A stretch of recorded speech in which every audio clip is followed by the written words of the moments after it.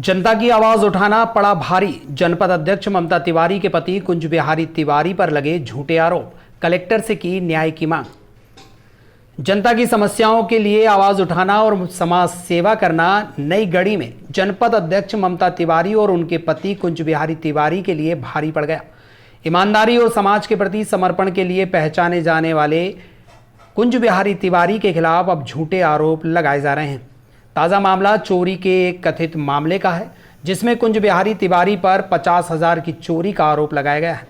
चौंकाने वाली बात यह है कि जिन पर यह आरोप है, उन्हीं के द्वारा थाना परिसर में टाइल्स लगवाने, रिकॉर्ड रूम का निर्माण कराने और एक एयर कंडीशन दान करने जैसे कार्य किए गए हैं। इसके अलावा कोविड काल में उन्होंने सामुदायिक स्वास्थ्य केंद्र नई गढ़ी में कूलर और कोविड रूम का निर्माण भी स्वयं के खर्चे पर कराया था। स्थानीय लोगों का कहना है कि कुंज बिहारी तिवारी लगातार जनहित के मुद्दों पर मुखर रहते हैं, जिससे कई असामाजिक तत्व और भ्रष्ट सिस्टम उनसे खफा रहता है। अब उन्हीं के खिलाफ एक मनगढ़ंत चोरी का आरोप लगाया गया है, जिससे साफ जाहिर होता है कि यह सब उन्हें दबाने की साजिश है। वहीं पुलिस अधीक्षक मऊगंज ने मामले को संज्ञान में लेते हुए निष्पक्ष जांच का भरोसा दिलाया है। अब देखना यह होगा कि क्या सच सामने आएगा या समाज सेवा करने वालों को इसी तरह न्याय की तलाश में संघर्ष करना पड़ेगा। खुलासा न्यूज मऊगंज जिला ब्यूरो चीफ सुनील पांडे की विशेष रिपोर्ट। सर, एक नई गढ़ी का मामला है, कल एक FIR हुई है सर, उस संबंध में क्या कहना चाहिए?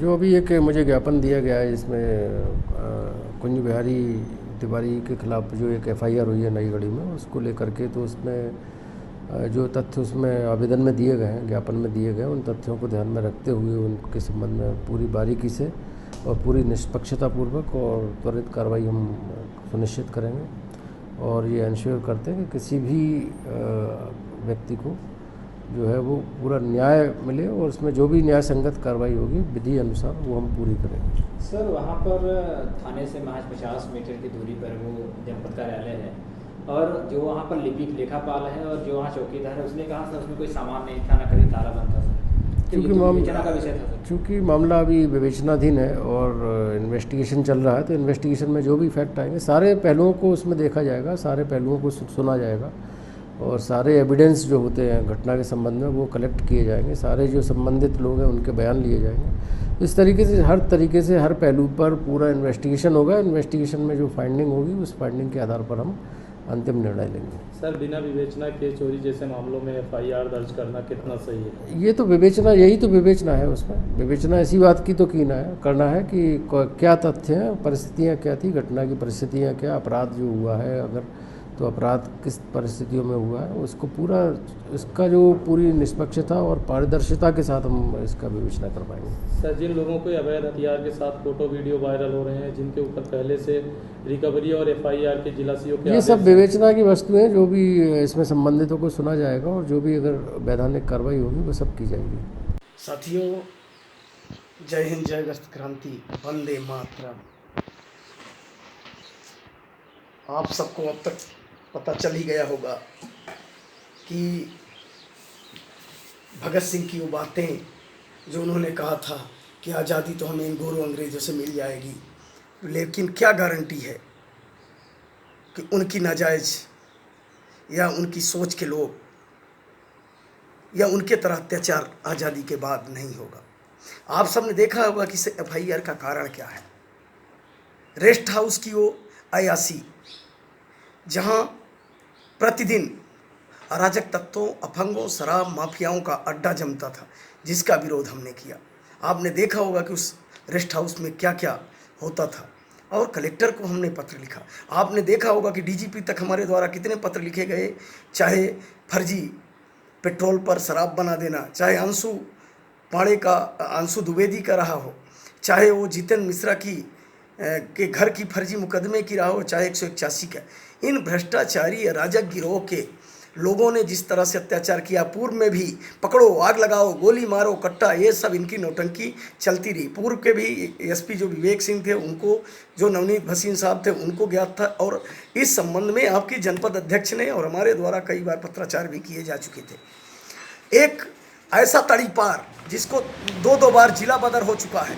क्या मानी SP साहब ने, आपने रमा पांडे रमाशंकर उर्फ रमा पांडे की करतूतों को देखा। आज से 2 दिन पहले वो कैसे एक घर में घुसने का प्रयास करता है, जिसका वीडियो माननीय एसपी साहब आपको दिया गया है। जो खुला कहता है कि मैं लाश पे नंगा नाच करूंगा, उसको भी तो आपने देखा। रमा पांडे की क्राइम ऑफ हिस्ट्री आपने निकलवाई क्या? रमा पांडे किसका पिछलग्गू है, किसके इशारे पे नाचता, कैसा? रमा पांडे एक जमूरा है। रमा पांडे एक रिमोट से चलने वाला इंस्ट्रूमेंट है, आप सबको पता होना चाहिए। मेरा ये वीडियो जारी करने का मकसद है कि रमा पांडे एक मोहरा है, इसके पीछे एक गिरोह है जो डर चुका है अगस्त क्रांति मंच से, जो डर चुका है आप सबसे, जिसको पता है कि उसका अपराध का, माफिया राज का, अवैध नशे का, अत्याचार का, दुराचार का साम्राज्य खत्म हो रहा है, जिसको लग रहा है कि उसकी दुकानदारी का शटर डाउन हो रहा है। आप सबको ज्ञात होना चाहिए। आप देखिए कि एसपी साहब को पता है कि किस तरह से जोराउट का भ्रष्टाचार हुआ और उसकी जांच होके 18 लाख की रिकवरी की के बाद जिला सीओ ने एफआईआर के लिए लिखा। आखिर एसपी साहब उस पर एफआईआर क्यों नहीं? जगदीश ठाकुर से पूछिए। आखिर जो कट्टा और पिस्टल लगा के स्टेटस लगाता है एसपी साहब, उस पर एफआईआर क्यों नहीं? आपको पता करना चाहिए कि जो जनपद की दुकान है, रमा पांडे कौन है? क्या सरपंच है? रमा पांडे वर्तमान में क्या निर्माण एजेंसी है? क्या आपने उसका अनुबंध पत्र देखा कि कितने दिन में उसको काम करना चाहिए? जनपद के गबन का उसके आरोप है, कई करोड़ों का भ्रष्टाचार है, जिसके संबंध में पूर्व के जो पंचायत मंत्री थे उन्हों तक ने लिखा।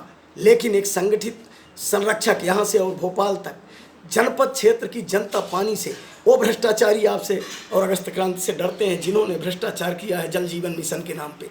वो भ्रष्टाचारी इस तरह के फर्जी एफआईआर कराने में शामिल है जिन्होंने 18 एक ग्राम पंचायत से खेत तालाब खा गए, जिन्होंने आपके घरों में बनने वाली टट्टी खा ली, उसका पैसे खा लिया। इस गिरोह को अब डर सता रहा है, ये गिरोह डर चुका है। हिम्मत बांधिए और आके खड़े हो जाइए और फिर देखिए कि क्या होगा। भगत सिंह फांसी तक गए थे, हमारी जेल यात्रा शुरू हो रही है और जेल यात्रा आपके लिए शुरू हो रही है। उनकी यात्रा देश के लिए थी और ये यात्रा हमारी आपके लिए है।